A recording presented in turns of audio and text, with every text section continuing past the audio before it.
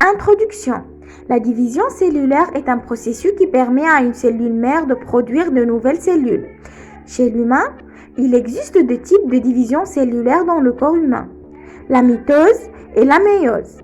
Ces deux processus sont responsables de la croissance, de remplacement des cellules mortes, ça veut dire régénération, ou de formation des cellules sexuelles. Alors, comment se font ces divisions cellulaires ?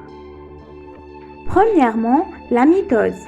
La mitose est le type de division cellulaire le plus répandu chez les eucaryotes. Il permet à une cellule mère de se scinder en deux pour donner deux cellules filles génétiquement identiques à la cellule mère. La cellule mère et les cellules filles possèdent les mêmes 23 paires de chromosomes.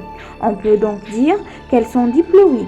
La mitose a deux principales fonctions chez l'humain, la croissance et la régénération. On a la croissance et la multiplication de nombre de cellules dans l'organisme. La régénération cellulaire et la répartition des tissus endommagés. La mitose possède 4 étapes. La prophase. Après duplication du matériel génétique, durant l'interphase, celui-ci se condense et se regroupe pour former des chromosomes à deux chromatides génétiquement identiques. C'est la prophase. La métaphase. Les membranes nucléaires se disloquent alors et le centromère des chromosomes, zone de recoupement des deux chromatides d'un même chromosome, se lien en microtubules via les kinétochores progressivement. Tous les chromosomes sont successés à l'équateur de la cellule. C'est la métaphase. L'anaphase. Ensuite, durant l'anaphase, les chromosomes vont se scinder en deux chromatides. Chacune d'elles étant tirée vers un pôle de la cellule. Ainsi, à chaque sommet de la cellule, on retrouve un exemplaire de chaque chromosome. La télophase. Pendant la télophase, l'enveloppe nucléaire va commencer à se reformer autour du jeu de chromosomes, tandis que l'ADN se décondense progressivement. La membrane plasmique s'invagine au niveau équatorial sous l'action d'un anneau de myosine et d'actine. De plus en plus étroit, le pont entre les cellules finit par rompre et deux cellules se forment. Ainsi la suite de la cytodiérèse. Chacune d'elles peut reprendre sa croissance. La méiose. La méiose est un processus le plus complexe que la mitose par son nombre d'étapes et le passage des cellules diploïdes de N de chromosomes à des cellules haploïdes, N de chromosomes. Ce type de division cellulaire a pour principale fonction la reproduction sexuée.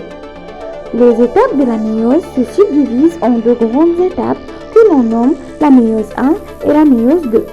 Chacune de ces étapes se subdivise en 4 étapes qui rappellent un peu les phases de la mitose. La première division, appelée méiose 1, sépare les paires de chromosomes, ce qui diminue la moitié le nombre de chromosomes. À la fin de la première division, chaque cellule possède donc 23 chromosomes. Interphase 1. À cette étape, la chromatine se réarrange et chaque chromosome se réplique.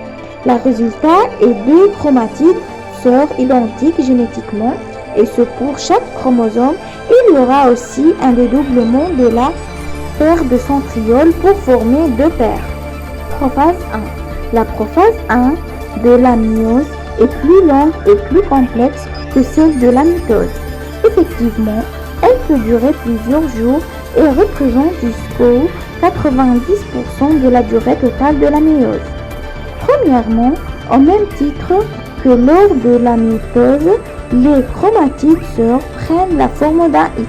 Cependant, lors de la prophase 1 de la méiose, les paires de chromatides sœurs X homologues se regroupent pour former des complexes de 4 chromatides ce qu'on appelle alors les tétrades. Métaphase 1. À cette étape, l'alignement des paires de chromosomes homologues au niveau de l'équateur est terminé. De plus, les faisceaux de microtubules partant des centrioles se fixent à chacune des paires de chromosomes, alors que dans la mitose, il y a 2 liens par centromère permettant ainsi de séparer les chromatides sœurs. Il y aura lors de la métaphase 1 de la méiose 2 liens par paire, ce qui permettra de séparer chacune des tétrades.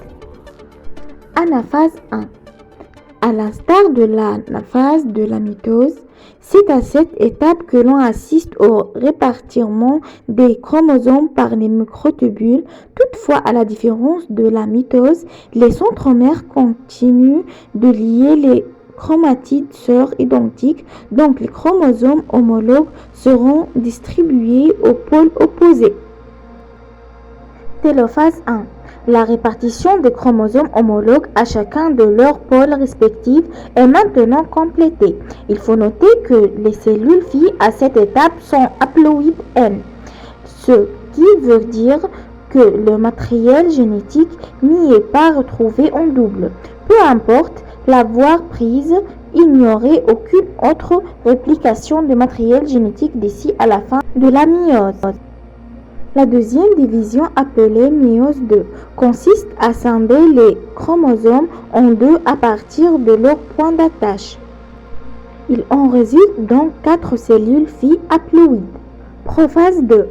Les chromosomes débutent leur migration vers l'équateur et suscitent à la formation de nouveaux faisceaux de microtubules. Métaphase 2. Les chromosomes sont maintenant bien alignés sur la plaque équatoriale et les centromères se préparent à leur séparation en s'orientant vers les pôles. Anaphase 2.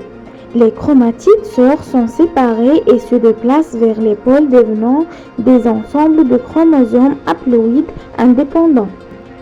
Télophase 2. Il y a une renformation des enveloppes nucléaires à chaque dipôle à mesure que les cycles de division progressent. Le tout se termine avec 4 cellules filles avec chacune des nombres haploïdes de chromosomes. Conclusion. La méiose et la mitose se rassemblent beaucoup. La principale différence est que dans la méiose, la cellule subit 2 divisions subséquentes.